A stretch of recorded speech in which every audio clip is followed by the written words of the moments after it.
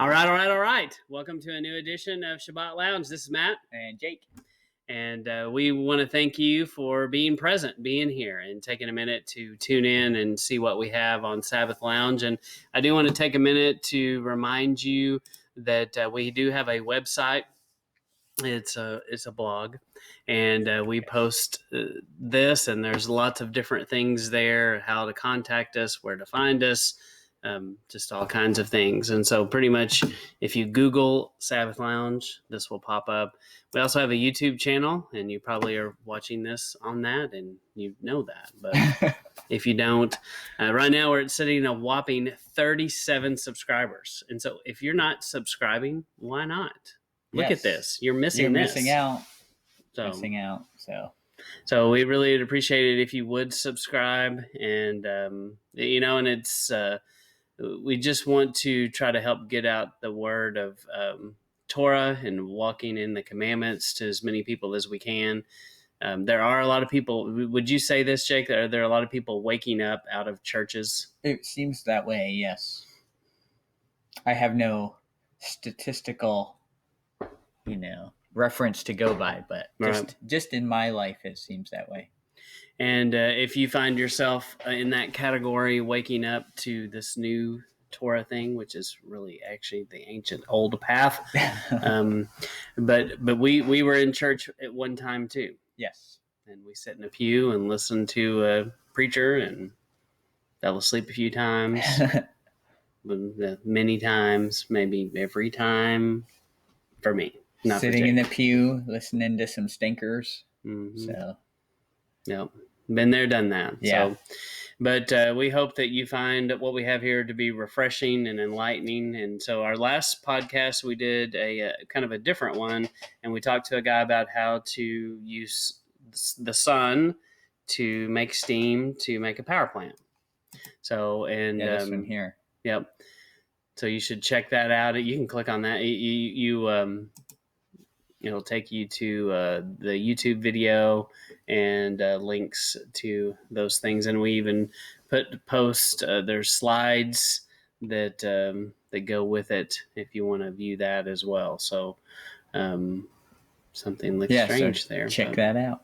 But we do appreciate your time today. And so today we are going to talk about like many things that we do. Sometimes we start by talking about one thing, or maybe we're at the wrong place. Maybe this is just how I do things. In the middle. That's where we want to start. But a lot of times I'll start with a concept and see, that was a new skill I just showed off, Jake. Yeah. So we're going to try to do that a lot throughout this video. So and make you dizzy. But so I started off with the concept of rod and staff. And it kind of morphed. And so the title, Jake doesn't think the title really fits it anymore, but we didn't really think of a different title. So this is the title. So it fits. Yeah. But we did start off with the concept of the rod and staff and just started exploring, what does that mean? And of course you think, Jake, what do you think I chose this scene here? Well, you see, because it appears they're shepherds, and they're guarding a flock, and you need both a rod to protect your flock and a staff to correct your flock, or some such.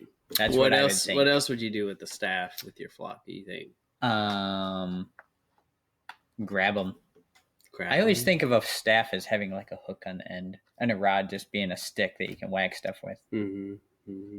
That's just in my mind how I see it. Well, I think about predators too. Mm-hmm. You could wield off a predator. Yeah. So just like I used a rod the other night with a couple of bull snakes. So I went to get eggs, and there are 2 4-foot-long bull snakes eating eggs. And so they had to go. Some guy asked me, he's like, well, did you relocate them?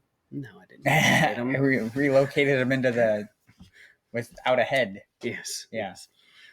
So, I mean, yes, I could have, I guess, relocated them, but that would involve me getting in the car in a bucket and driving down the road and then just giving someone else a potential problem. But bull snakes are a good thing. But anyway.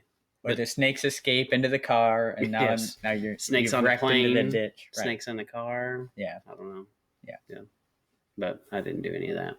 But there is a concept. If you've ever had animals, and if you've had children, if you've had a family, you know there are times when you got to use a stick for discipline and protection. You know, you got to keep the wolves away. Yeah. It's definitely lots of tie-ins to daily life there. So, you know, what's the difference and what's up with the almond? So, as we begin to see, I think we want to hide this, Jake. Hide that. Yep. Yeah. We don't want people seeing that. That's right.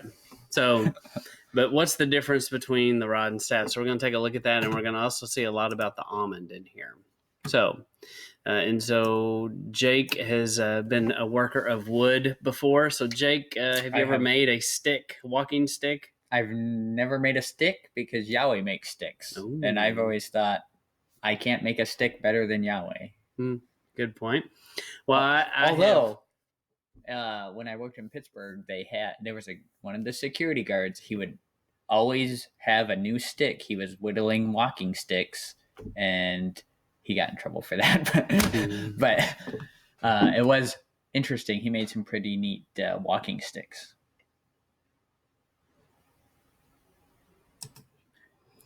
Well, while we were doing this, I had to pause the recording because I realized I had examples. This is a staff that you could buy. Now, it's not made of almond that I'm aware of. Let me hide this one so we don't give away that. But I don't know. It's made of wood, it would seem. Mm-hmm. Seems like a good one. It's a big one. Yes. And then this one is one that we started when my youngest was a Cub Scout. And this one came from the tree of a crepe myrtle. Ooh. Not an almond, but it made a good walking stick. And he put his name on it and did some tooling.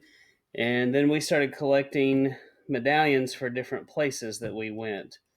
And that worked good, but it's kind of hard to put these on this. But you know, today you might do something like this. And I kind of suggest that this is a good practice to do, especially with your children, or I did it with my youngest, and I'm glad we did, because it kind of serves as a record of some of the things that we did.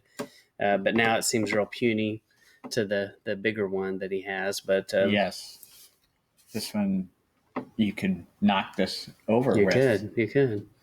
So, but these, you know, they're useful tools. You know, as Jake does his Jedi skills. Jedi's probably bad, but. Yes. But these are definitely very useful. Just you know, if you've ever been on a trail, there have been times when you wished you had a stick, especially if you've navigated down a stream. You know, it helps you keep your balance, and or you've run into a snake. Yeah, it does serve as protection. Does a lot of good with the bear, I think. Does you go ahead and take this stick and go fight a bear. First, find a mama bear and her cubs. Start there. Get between them. This stick, you can do no wrong with this one. Exactly. Right here. She will just run in fear when she sees this. That's how it happens. Mm-hmm. So, anyway, those are good visuals of that, and I challenge you to kind of think about, you know, symbolically. As I picked that one up, I was like, I should have one, you know, too. I don't know why I don't. Yeah. But it is a good symbol. Maybe with your name, your family's name on it or something. But anyway, back to the almond. Right. So the almond was a commonly used, and you can find, if you just go look for almond furniture, I mean, people still, it's not like people don't make stuff out of almond. Yeah, it's not one you hear about a lot, Mm-hmm. but it's definitely out there. And we found that its relative density is similar to oak. So it's a fairly hard wood. It's not like it's super soft, and that's what makes it good for these other things. And but it is interesting. It's a pretty wood. It's a useful wood.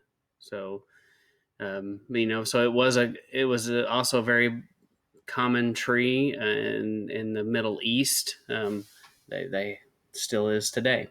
Yeah. So they like Mediterranean climates. But so there is kind of a reason why almond was used. So let's look at what it says about how Moses got his staff.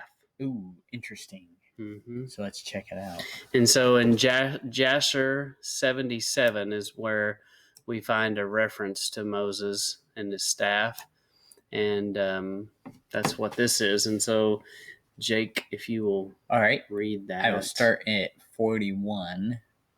Well, let's just start at 38. And afterward, Moses went into the garden of Ruel, which was behind the house, and he there prayed to Yahweh his Elohim, who had done mighty wonders for him. And it was that while he prayed, he looked opposite to him, and behold, a sapphire stick was placed in the ground, which was planted in the midst of the garden. And he approached the stick, and he looked, and behold, the name of Yahweh Elohim of hosts was engraven thereon, written and developed upon the stick. And he read it and stretched forth his hand, and he plucked it like a foolish tree from the thicket, and the stick was in his hand. And this is the stick with which all the works of our Elohim were performed, after he had created heaven and earth, and all the host of them, seas, rivers, and all their fishes. And when Elohim had driven Adam from the Garden of Eden, he took the stick in his hand and went and tilled the ground from which he was taken. And the stick came down to Noah, and was given to Shem and his descendants, until it came into the hand of Abraham the Hebrew. And when Abraham had given all he had to his son Isaac, he also gave to him this stick. And when Jacob had fled to Padan Aram, he took it into his hand, and when he returned to his father, he had not left it behind him. Also, when he went down to Egypt, he took it into his hand and gave it to Joseph, one portion above his brethren, for Jacob had taken it by force from his brother Esau. And after the death of Joseph, the nobles of Egypt came into the house of Joseph, and the stick came into the hand of Reuel, the Midianite. And when he went out of Egypt, he took it in his hand and planted it in his garden. And all the mighty men of the Kenites tried to pluck it when they endeavored to get Zipporah his daughter, but they were unsuccessful. So that stick remained planted in the garden of Reuel until he came who had a right to it and took it. So I believe that's talking. So who was the he? The he is the Moses, right? Yeah, yeah. And I do think we need to talk about Jasher for a second. It can be controversial, and I understand that. And I'm not saying that this is Torah, but I do think it's a piece of the puzzle that is interesting, and it can fill in the gaps of some of these stories. And when I saw this, I was like, "Whoa, that's kind of interesting." And it made me think, what story does that make you think of? A couple stories, but initially it makes me think of the sword and the stone. Yeah. It does seem like they rip that off. And so many times we find that a lot of stories are rip-offs of some truth. Yeah. So it shouldn't surprise us that could be a possible thing. But nothing like how it's told in that story. But, I like that. It's an interesting story. So basically he's got this daughter, and he's like, whoever can take this stick can take my daughter. And all these guys are like, and Moses, no one can pluck it. Yeah, Moses comes along. He's like, you mean this old stick? So, I mean, it seems like it's easy. It just comes right out of the ground. Yeah. So, and it's an interesting concept that it was passed down. Started with Adam and continues to be passed down. And then there's a whole rabbit trail that you could chase, which I didn't really do in here, but I just wanted to introduce you to it, that this concept of that maybe Yeshua is crucified on an almond tree, and an actual tree, and not a fashioned, and there might have been a beam that was fashioned to attach to that tree. Some people say the crucifixion, he was actually on a tree. I don't know, but it's kind of an interesting concept, because there's even a connection after David kills Goliath. He goes to Jerusalem, and the legend is that he goes to the place that becomes Golgotha, and he puts Goliath's head on a staff of an almond and plants it in the ground. And then later Yeshua is crucified at the exact spot, and that the Ark of the Covenant was even buried in this mountain, and his blood drips down on the mercy seat at crucifixion, which is kind of like, whoa. Yeah, that's pretty crazy. But we're not doing that today. Yeah, that's some rabbit trails there. Definitely a few breadcrumbs. Yeah. I like to leave, but go back to Jasper, and Jake had some thoughts, and Yeah, so we're gonna have to switch. Hopefully, we can do that do in it here successfully. and so we'll have to exit full screen, and then there's some scriptures we wanted to take a look at. So if you go back to here, let me drive real quick. Yeah. If we go back here, so right here where it says, this is the stick which all the works of our Elohim were performed after it created heaven and earth. So to me, I don't know about you, Matt, but to me, this kind of gives it like a Gandalf kind of situation. Oh, we may have lost our camera for a minute, but it came back. Okay, good, it's back. Okay. And it may do that from time to time. Only the best technology. That's right. Only the best. We're relying on Wi-Fi, and it's just the best. Yes. In the IT department. But yes. So to me, this has a feel of like some kind of wizard wielding a stick to create things. Mm-hmm. And when I first read that, I was like, I don't really like the characterization they're giving Yahweh here. And then I got to thinking a little bit more, and who is the rod of Yahweh? And it's Yeshua, right? Mm-hmm. He returns to pour out judgment for Yahweh, and he and then this idea of all these things were created using this rod, this stick, which would be Yeshua, right? And then if we look at 1 John, this is kind of the tie-in that I was running into.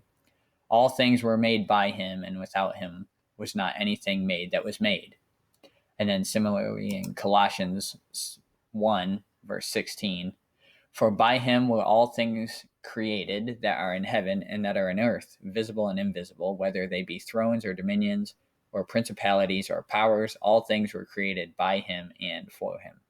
So I started looking at that, and I was like, well, there is some tie-in there that makes sense. And also when we think about this stick, this rod, imagine it being Yeshua for a minute. Yeshua is passing on to from Adam to Abraham, Noah, then Abraham, and then all the way to Moses. And, it talks about Yeshua was with them in the wilderness. We know that he existed in a form in the Old Testament. And so to have him, it kind of builds that story for me when I'm looking at it. No, that's good. That's really interesting. And you also, if you Google a rod of God, you'll see this referred to as the rod of God for sure. So, but it's definitely an interesting concept that you see. And the kind of starts there with this Jasher 77. So, check it out, research it, make your own opinion about it. But definitely don't be afraid to go look at it, and just know that we don't necessarily say that we're not saying this is Torah, right? But another resource. So as we go on, I think it's important early on to take a look at this word. So do you know how to properly say this? Because I'm bad at words. This guy knows.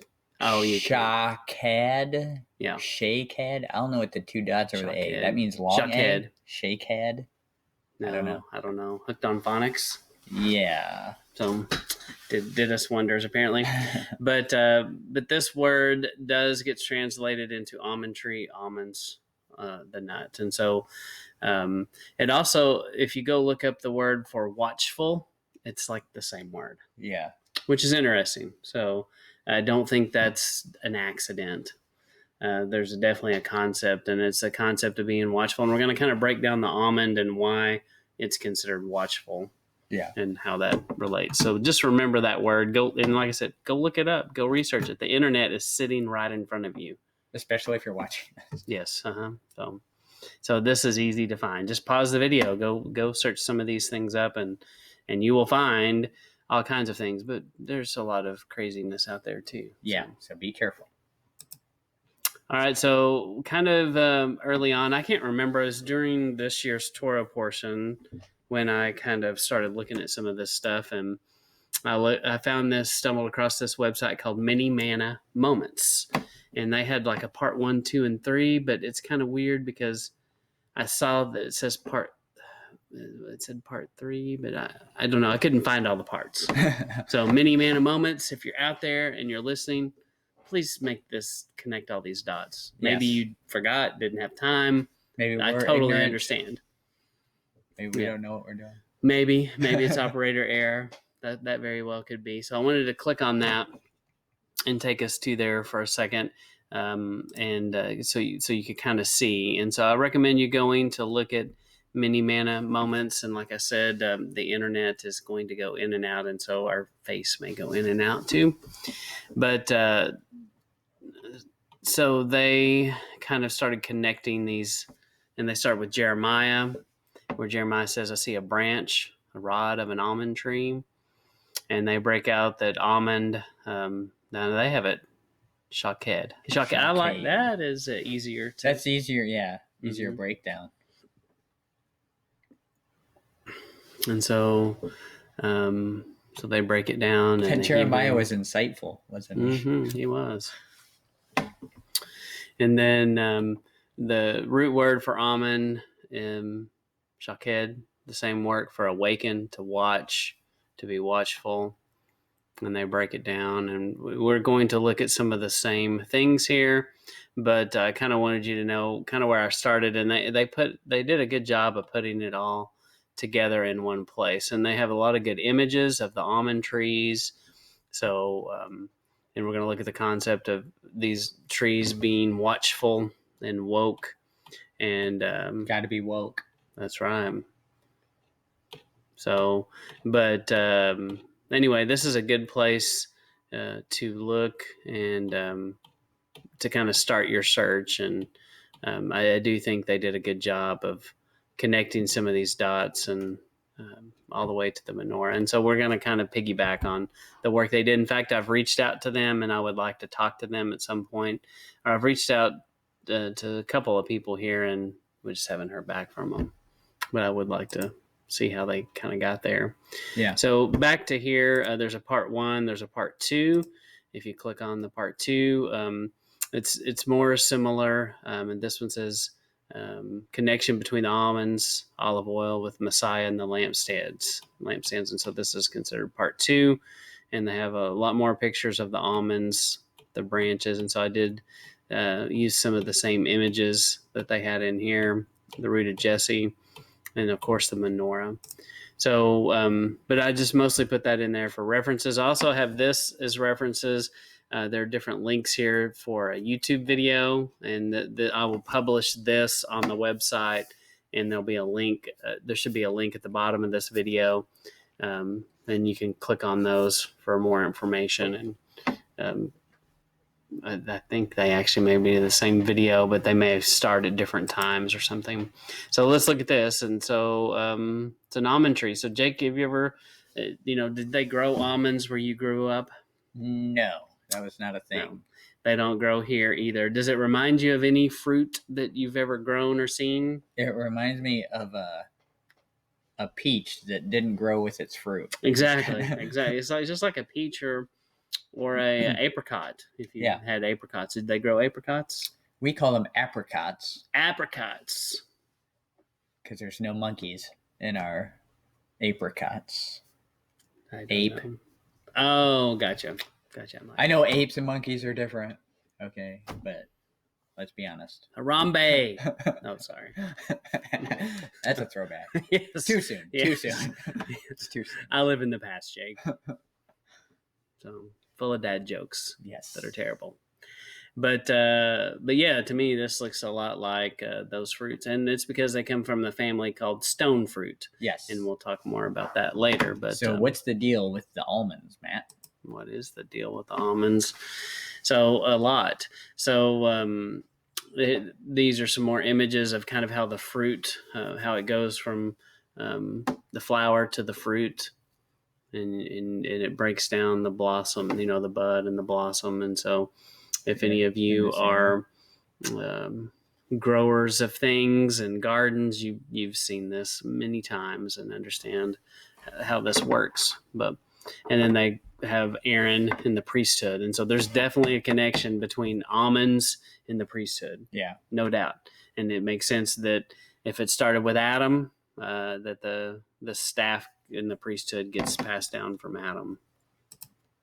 So the life cycle of an almond.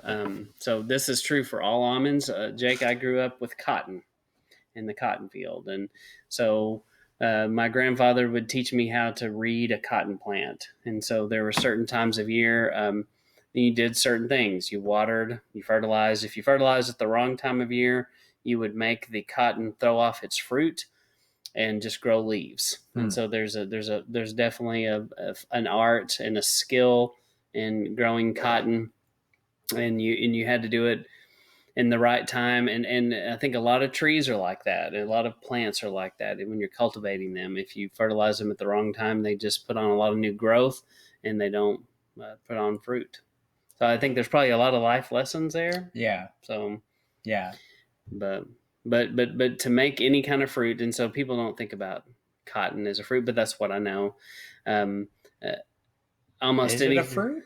it kind of is. It's not edible, Okay. but it grows very much like a fruit. And Okay, so that's cool. That's I guess a different discussion. But there are a lot of things that grow like that where they make a flower, and the flower is beautiful, brings in the hummingbirds and the birds, the butterflies, the birds and the bees. Yeah, it gets pollinated. So yes, that's how it works. Mm-hmm. And then eventually the flower dies, and it it looks ugly and it just drops off. But underneath that flower, there is something forming. Yes, and yeah, that's with most, pretty much anything you're growing. Mm-hmm. Anything that makes a flower. Yeah. Yeah. Your tomatoes, Mm-hmm. all that. Even native plants like a Turk's cap, it makes a flower, and then eventually it actually makes a cap. Yeah, and you probably aren't familiar with the Turk's cap, but it's the world I live in. But with the almond, it follows that same pattern. But what makes it a stone fruit is it's protected by this very hard outer shell. So do you think you could pick up an almond and just start munching on this hard outer shell? There's probably some processing, I would imagine. Mm-hmm. You probably boil it or fry it or something. I don't know. Fried almonds. Well, I'm sure someone. I know that sounds silly, but isn't that what they do with peanuts? Yeah. You got it. A lot of things have that hard outer shell. Yep. Yeah. And the stone fruit. Guess what? The peach, the apricot, they're all also stone fruits. Yeah. So, so that's kind of interesting. But you have this concept of this very hard outer shell, and it starts off green. It's alive, and eventually that outer shell dies. And when it dies with heat and stress, and typically most places in the world, when you get heat of the summer, I don't know if it does this in Pennsylvania, but clearly, now that it does this in Texas, it doesn't rain as much. Is that true in Pennsylvania, or is it still rain? It rains quite a bit, all year.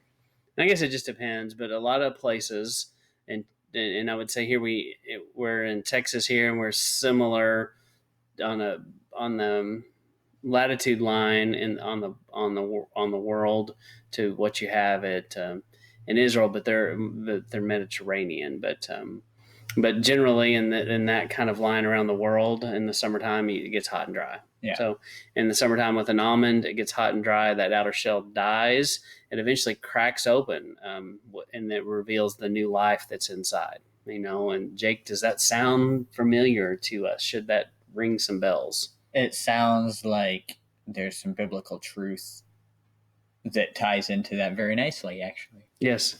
And so there's a link to this as well. So this is the righteous branch, and they call it the cycle. And so they go on to talk about the almond tree as well. So, and you'll see a lot of tie-ins to the same things we've already talked about. But this is what that hard outer shell looks like. And so it's green, it's fuzzy, it's kind of soft at some point. And then it does almost like a pecan. Yeah. Mm-hmm. And then it cracks open and you see the seed inside. Something that, and then when it's ready to be harvested, this is kind of interesting. So you shake the tree, and so the tree gets, and before they had shakers. Today they've got big machines that they hook up to a tractor and they just shake the tree and all the almonds fall down. But how do you think they did it in ancient times? Tennis rackets. Yeah. So they beat the tree. Yeah. And so they would beat the tree, and which is kind of interesting. For this fruit to be gathered, it has to be beaten. Yeah. I think there's another tie-in. Yeah. So they beat it, they strike it, they shake it, the seeds fall to the ground, and then I'm reading right here, they separate the seed, and almond is considered a very good thing. They actually, I guess, they have almond oil. Well, they have almond milk. I mean, Yeah. I've never seen it. I've never milked an almond. I've never milked an almond, right? So they can put that on a t-shirt. So when the seeds are crushed, they yield a golden oil. So I guess they can use it for flour and meal. So if you crush it to get oil, what do you do to get milk? I don't know. I'm so confused about the whole almond milk thing. I don't know. Sounds gross. Mm-hmm. All right, anyway. So, and there's this whole concept of the branch sleeping and awakening. And so there's just so many tie-ins to our biblical walk. And we're going to go through some more of those. But that's kind of I wanted to put that link there so you can research it yourself. And I highly encourage you to do that. So, Jake, what do we know about the almond tree? Well, the almond wakes up in the spring, as most plants do. Mm-hmm. But isn't this one of the first? Yes, plants? It's considered the first. So here in, I realize it says it burst forth. Sorry. Ooh. Forth. It does that. It does burst forth. Forgot the TH on the end. But here in North Texas, the red bud is kind of like that. So the red bud's one of the first trees that we see that bloom out early, and Bradford pear also blooms out really early here. So where you live, there may be something like that spring is really close. This typically happens kind of February-ish. So February is the middle of winter where I'm from. Yeah. Uh-huh. That's true. But it bursts suddenly, and it's a marker of spring is here. And so it's shaped like an eye, which is interesting. Oh, right. Being watchful, like we said earlier. Mm-hmm. Yep. It goes back to the same root word, which was shockhead, which was connected to being watchful, watching for seasonal changes. And then what about the priesthood? Right. Well, we know it's connected to the priesthood, Moses and Aaron, and then,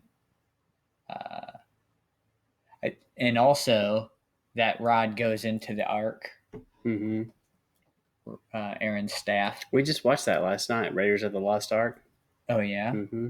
Was there an almond branch in there? No, I don't think. I think they left out some important things in that movie. But it's a documentary, right? No, yes. Sorry, that was definitely a rabbit trail. But Raiders of the Lost Ark, not sponsored this in any way. No. If they would like to, you can reach us. Yes. Go to the website. Yes, George Lucas. Our phone is George Lucas. Who did that one? Steven Spielberg. All of them. George Lucas was Star Wars, and so it would be Spielberg, and the music guy was Hans Zimmer. No, he does everything. Starts with a W. I can't remember right now. It was. What's the guy's name now? I can't think of it with the W. Yes, he's real big right now. He does everything. See, we're real up on our pop culture. Yes, we are. Yes. So anyway, so the guardians of the Torah. The guardians of the Torah, right? They would make sure that it carried on, and to be watchful and woke. Oh, can you be a guardian if you're not watchful and woke? I mean, I guess you can. Not a good one. Not a good Probably one. not a good one. But there are probably many parents, I would say, that are not watchful and woke. They should be. Yeah. But just so many tie-ins.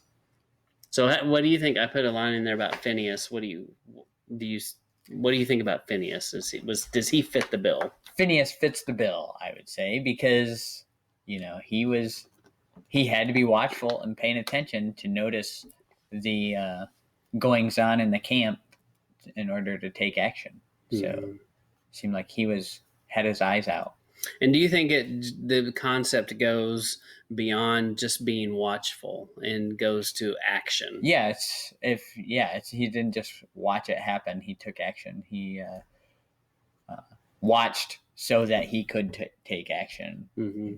It's like Shema. It's to listen and do, not just listen. Mm-hmm. This is like the almond is in English like is Hero Israel, right? Yeah. Shema. Yeah.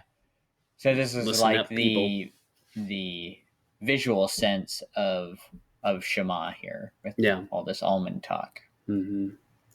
Yeah. And then the parallel of the 10 virgins. And I think in both of those stories, there's a lot of implications to everyday life. It is easy to get caught up in the being watchful, and we can be so worried about what we see happening in the world. Well, they're going to do this and they're going to do that.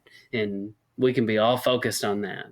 And there is a time to be active. And I think you can be so looking at you can be watchful, but should we be watchful about what the enemy's doing or watchful about what our Father is doing?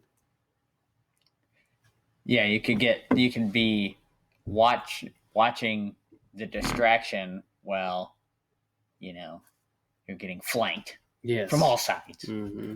So yeah, and I do see a lot of people in our movement we all do it. I like the train wreck as much as anyone else. Back in the farm in West Texas, there wasn't a lot going on, and sometimes you'd see a fire off in the distance, and Grandma would be like, "Hey, Matt, let's get in the car and we're going to drive around. We're going to see what's happening." And we'd go drive and see what was burning. Yeah. Did they do that in Pennsylvania? Well, one time, a few years ago, we had seen on Facebook, maybe, we were getting ready for hunting season. Oh, that's a good place to pause that video. We were getting ready for hunting season. And my dad saw on Facebook, I guess it was, that someone had hit a deer up the street. And we were like, oh, let's go check it out. So we jumped in the car and went to check it out. So kind of the same thing, only, I guess, is that nosy? Is that considered nosy? I don't know. Yeah, I don't know. Some people said we were too small, so I made us bigger. Okay, good. But I do think it's human tendency to want to go check these things out, right or wrong. I mean, I've definitely been a part of that. And it seems like there was something else. After a storm, a big storm comes through. I still like to drive around and see what damage has been done. Yeah. So. We do like to watch the train wreck. Not that those are bad things to do. It's good to it's good to know what's happening, but sometimes you can make it your focus. Just sit around and listen to the news all the time and have Fox or whatever it is that you want playing in the background. I don't think that's always good. You just fill your mind with all these perceived terrible things. And what does Scripture tell us to focus our thoughts on? Is things that are good and and pleasant and happy and truthful. Yeah. And then we will watch the news. You got to remember that I don't care what news source you trust. They're people. They're flawed. They have agendas. They have opinions. They are paid to say some things. People don't stop and consider who's advertising on this show. If they're advertising gold and silver, they're probably talking about how awesome gold and silver are. Yeah. If their advertisers are selling food, they're probably trying to tell you to buy some food, survival gear. And you got to make the case, like, the government's going to come get you, so get your food. Yeah. It all Right. ties together. Yeah. And by the way, we're not selling anything here. No.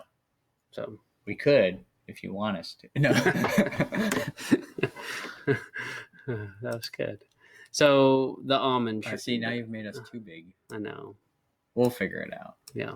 There, that's perfect. Okay. So the almond is the first. The olive is the last. Jake, are there any tie-ins? Can you think of some Hebrew letters, maybe? There's the olive, Hmm. which sounds like olive, Mm-hmm.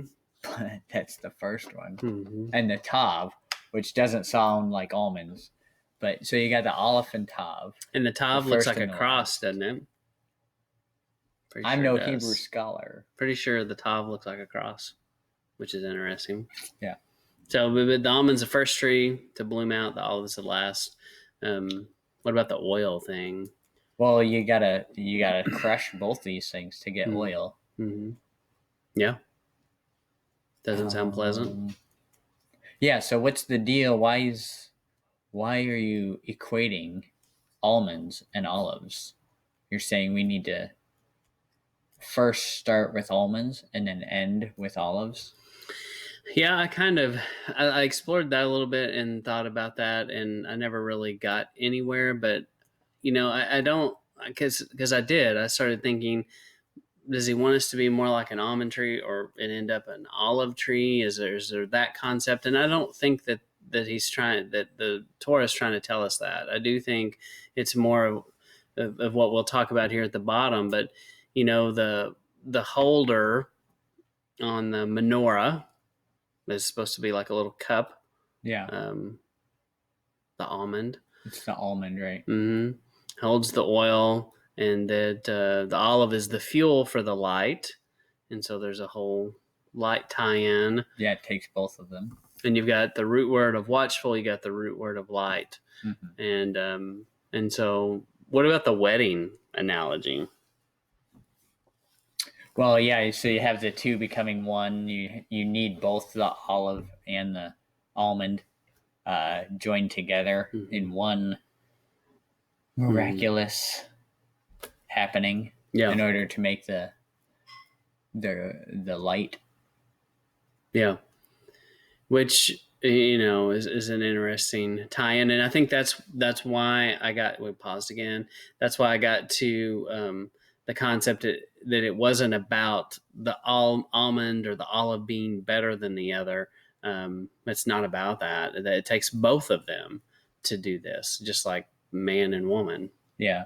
So that's kind of interesting. And then I saw a lot of tie-ins to how the menorah represents the burning bush that is something that's burning and doesn't get consumed. Yeah. I don't know if you've ever seen that. That's before. Interesting because the almond is a wood. Now I know in the menorah it's a gold, but you do have the symbolism of a wood on fire that doesn't burn. Mm-hmm. Yeah, that's good. I hadn't made that connection. That makes sense. So the almond definitely represents the old man that we must die to. We get rid of the old life and we begin to have fruit, this resurrection power. So we'll shed our old garments, our filthy rags, get transformed into a new body and get a new soft heart and not the stiff neck. So I don't know if you ever listened to Michael Oman, but in his latest podcast, he talked about the stiff neck. And having a soft neck, which is kind of an interesting concept of, the soft neck is more submission and, humbling yourself, bowing down, where the stiff neck, you're upright, you're proud, I'm not bowing to nobody. Seems like I've seen people talk about that. Yes. Here recently. That's recent. So kind of interesting, what you're really saying but I have heard a lot of people say, I will bow down to no one except for Yeshua or God and I mean, that's biblical. There's a lot of reference to that. People like Daniel, he definitely took that stand. Right. And that's an action. Yes. Anything else you'd say? No, I just like the idea of of having the almond as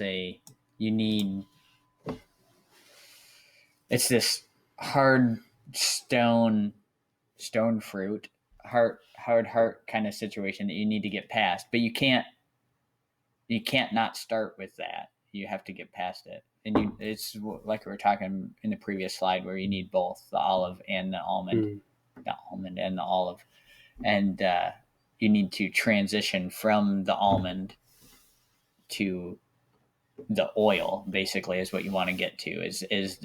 You want to be compressed and crushed from your almond state into this oil state, which is more usable. Yeah.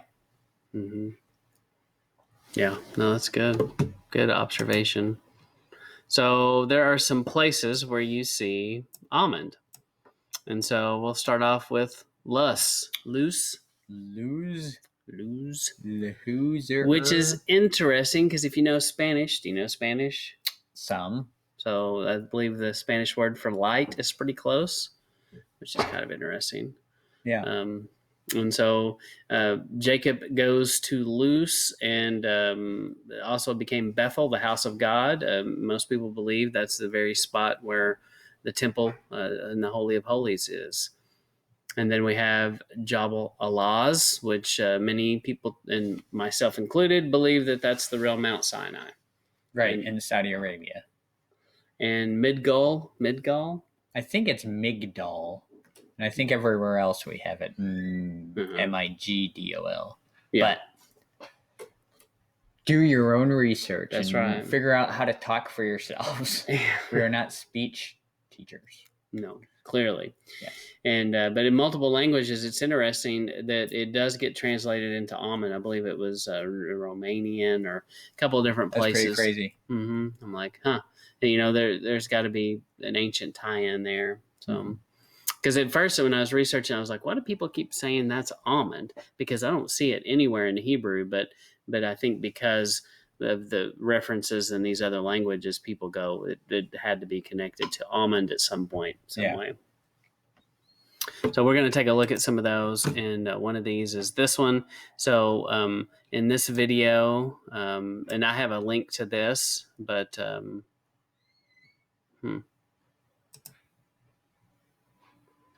so it kind of goes into Bethel almond, the fruit of the almond tree is listed as choice fruit in 43:11. So did I pause this? No. So in Genesis 28:19, he called it Luz. And then Genesis 35:6-7, he built an author called the place El Bethel, which is house of God. Yes. So that's some of the places, and I highly recommend. I don't know if you had a chance to watch the video, Jake, but it's a good one. Okay. So, and that person just had they put some good thoughts together about this, and they connected the amount of almonds, and so in Arabic, that's what Jabal-LUZ means. So. And then you have the connection between the almond and the what we see later with Jacob and the flocks. And so we're going to take fertility stick. Yeah, that's kind of strange, isn't it? Yeah. So we're going to break these down. And so will you read us about? I don't know where we need to put this. Now? So it'll be like that. There now. There. So. And Jacob rose up early in the morning and took the stone that he had put for his pillows and set it up for a pillar and poured oil upon the top of it. And he called the name of that place Bethel, but the name of that city was called Luz at the first. And Jacob vowed a vow, saying, if Elohim will be with me and will keep me in this way that I go, and will give me bread to eat and raiment to put on, so that I come again to my father's house in peace, then shall Yahweh be my Elohim. And this stone which I have set for a pillar shall be Elohim's house. And of all that you shall give me, I will surely give the 10th unto thee. Yeah. Stones do not make good pillows. I'm sure everyone knows that, but... Yeah, I think the My Pillow guy would have something to say about that one. Yeah. Mm-hmm. So now you'll probably start getting advertisements for My Pillow, thanks to my conversation there. Geez. So, yeah, you're right. It's hard to be like, man, this I slept so good. You should try this stone, Jake. Yeah. It's so good. But here, borrow my pillow. Yeah. Did he say that? No. I always He might have. No, he made a tower out of it to last forever. Yeah. But I always thought this was kind of funny because he lays on a pillow and then he has a vision. Oh, he lays on a rock and then he has a vision. And I would think that if I was laying on a stone, it would be cutting off some blood flow to my brain, and maybe I'd be having some visions too. Maybe. That's kind of always how I just thought of it. But we know this was a Yahweh-inspired vision, not a blood flow problem. Yes, this is the real deal, for sure. But you get definitely this place was called almonds, and you can look that up, and it's pretty clear that word was called almond grove, or a place where there's almonds. It's definitely connected to the almond tree, and so here once again you have this almond reference. But anyway, that's definitely interesting. And then you see it again in Genesis 35:6. So Jacob came to Luz, which is in the land of Canaan, that is Bethel, he and all the people that were with him, and he built there an altar, and he called the place El Bethel. And I didn't know if that was supposed to be one word or two word. I made it two because of my Spanish thinking. It's like El Bethel. The Bethel. Yeah.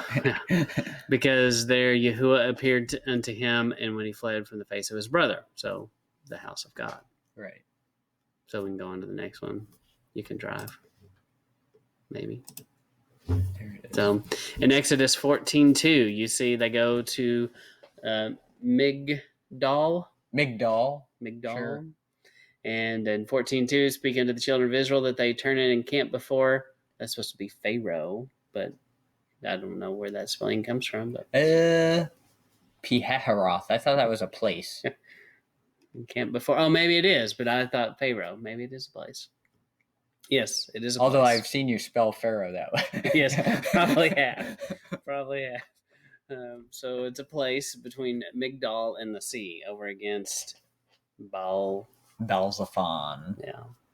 Before we shall encamp by the sea. So once again, you see this place, this word that can be translated almond. So right. So this is 14. So this is after they leave, they camp at this place called Almond, between the almonds and the sea. Maybe you should write a song about that. Ooh. It's in work, so no one else can steal that idea. Almonds in the sea. Right.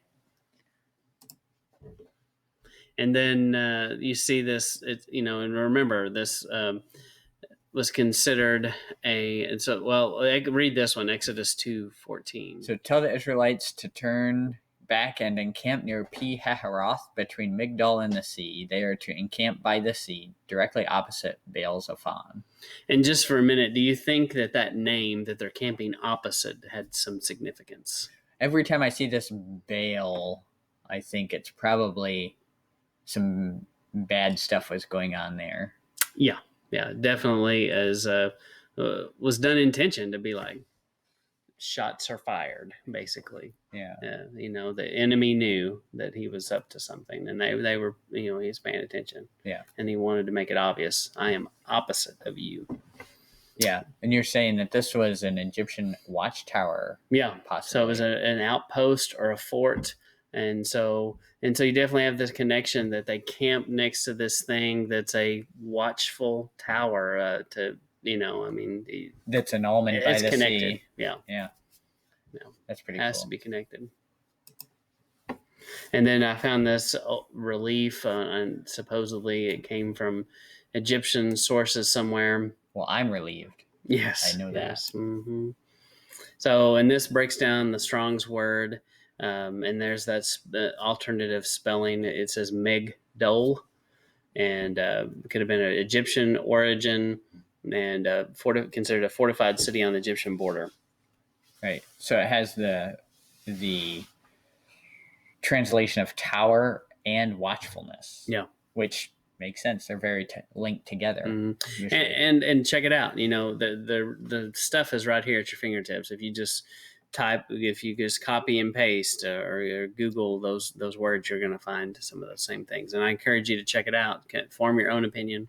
Yeah, and we're saying this looks like a tower, Mm-hmm. and this is kind of where this is Egyptian hieroglyphics. So if you can read stone drawings, then there you go. It's apparently all about Big Doll. Mm-hmm. Yep, supposedly. Don't quote me on that. Okay. So this house of Yahuah, loose, it goes back to the concept of being alert, watchful, like the almond. And I couldn't help but think of Gideon's. Would you read the scripture about Gideon and his men? Yes, Judges 7:5-7. So Gideon took the men down to the water. There Yahweh told him, separate those who lap the water with their tongues as a dog laps from those who kneel down to drink. 300 of them drank from cupped hands, lapping like dogs. All the rest got down on their knees to drink. Yahweh said to Gideon, with the 300 men that lapped, I will save you and give the Midianites into your hands. Let all the others go home. So how do you drink your water, Jake? I do it like this. Mm-hmm. I tend to look like Marco Rubio for a minute, but so that's really old too. But I did think that was funny. I remember watching that live on TV, and I was like, "What? You're really going to town on that water? What happened?"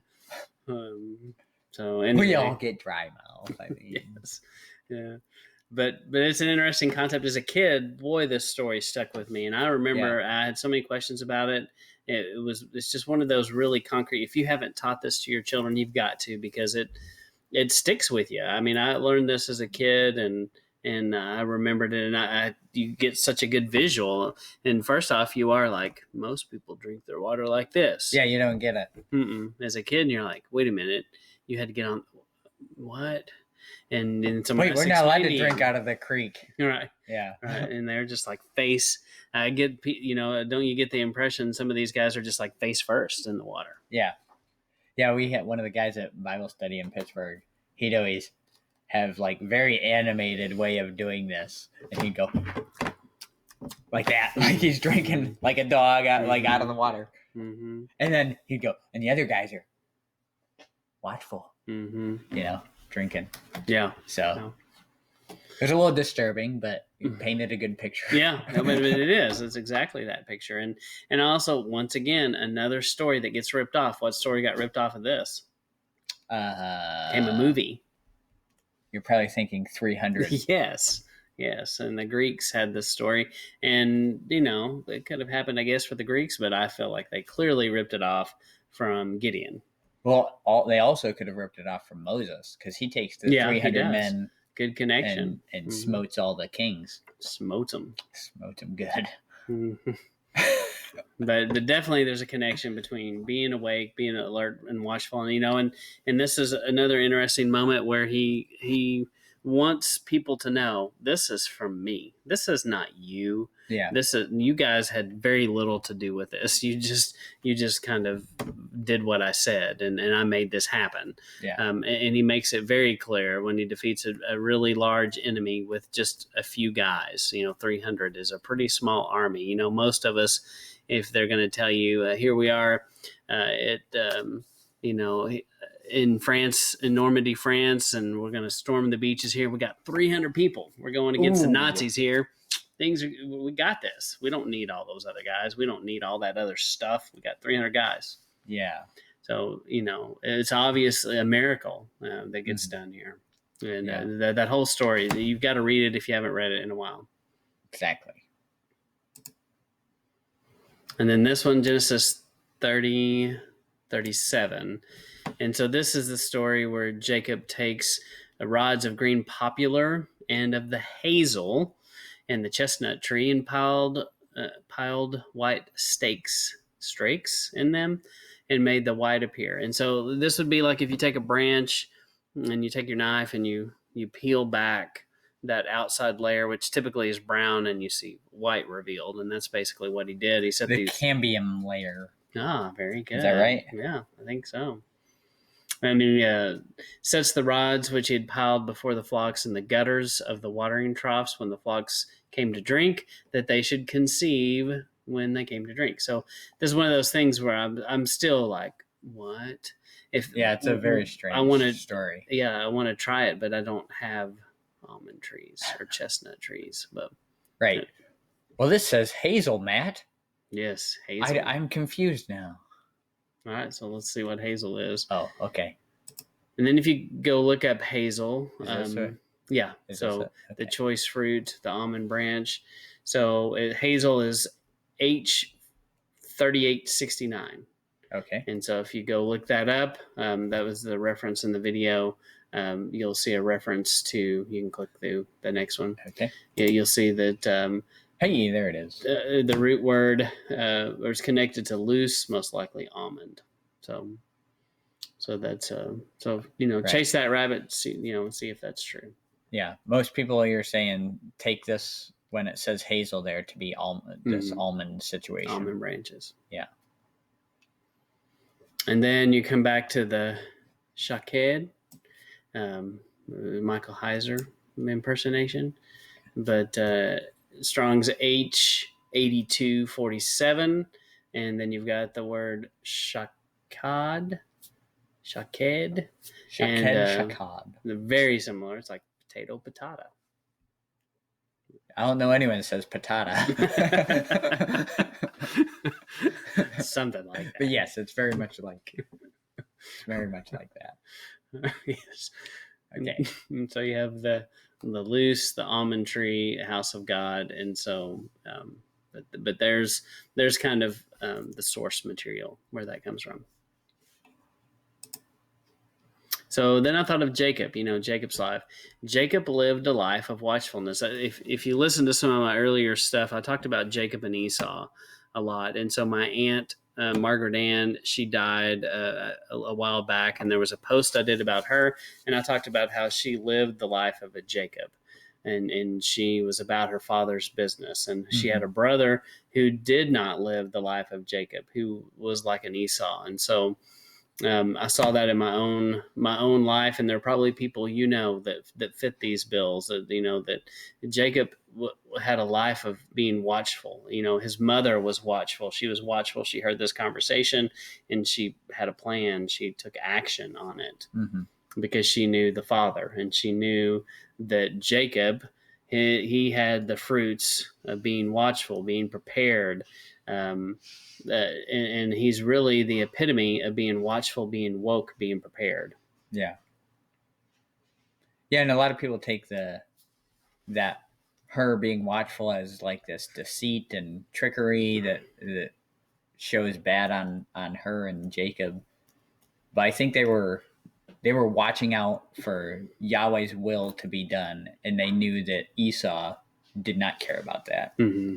And so they wanted to carry on Yahweh's will in the way that, the way that they saw and felt led to do. So, yeah. And Esau's life, he lived for the moment. He considered himself wise. He was self-reliant. He was prepared. A lot of people would see him as, I think he was prepared to fight, prepared for action. He seems like that kind of guy. And in reality, he wasn't, though. He wasn't truly, he might have been physically prepared, but spiritually he was not. No. He wasn't even prepared to go hunting and come back to a meal. Yeah, yeah. So he had the appearance of preparation. Yeah. And so it's a good contrast just thinking about Jacob and Esau. But I do want to go back. There was one more thing I thought about Jacob here, and I don't know why I didn't put it in here. Joseph is what I meant. Yeah. Joseph, coming from his father, Joseph yet want to inherit, definitely received and believed that trait that he saw in his father, and he becomes the very definition of someone that is awake and prepared and woke, because he did, he prepared the way, right, which is type and shadow of Yeshua, preparing the way, right. So you should study that too. And we should be watchful for Yahweh's plan unfolding and where he wants us to be next and what he wants us to be doing next. Yeah, and I keep going back to the concept of we should be more worried and watchful about what Yahuah is doing and not what the enemy is doing, because we know. Because I told somebody the other day, I was like, she's a believer, and we were talking about the craziness of the world, and I said, you know what? Yes, I believe there's a lot of these conspiracy theories that are true. And I like a good conspiracy as much as the next guy, and can kind of live in that conspiracy for a long time. Yeah. But I do have to kind of check myself, because it's easy to be so lost in how evil and terrible. Well, hang on, back up, slow my roll is what I told her.